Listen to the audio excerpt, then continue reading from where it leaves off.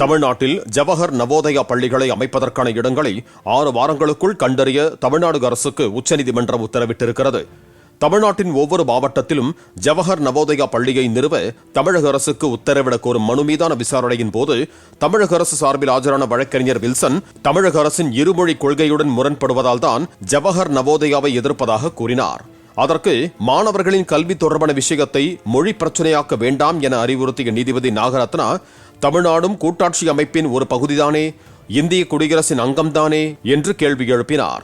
மாநிலத்தின் மொழிக் கொள்கை பற்றி எடுத்து கூறினால் அதற்கு ஏற்ப திட்டத்தில் மாற்றம் செய்யப்படும் என்று கூறிய நீதிபதி, அதற்காக பொருளாதார ரீதியில் பின்தங்கிய மாணவர்களின் வாய்ப்பை தடுப்பதா என்று வினவினார். பிரச்சினை தொடர்பாக மத்திய அரசுடன் நேரடியாக அமர்ந்து பேசி தீர்வு காண வேண்டும் என்றும் நீதிபதி யோசனை தெரிவித்தார். ஜவஹர் நவோதயா என்பது கிராமப்புறங்களில் உள்ள பின்தங்கிய மாணவர்களுக்கு இலவசமாக உணவு, உடை, விடுதியுடன் CBSE கல்வியை வழங்கும் நாடு தழுவிய பள்ளிகளாகும்.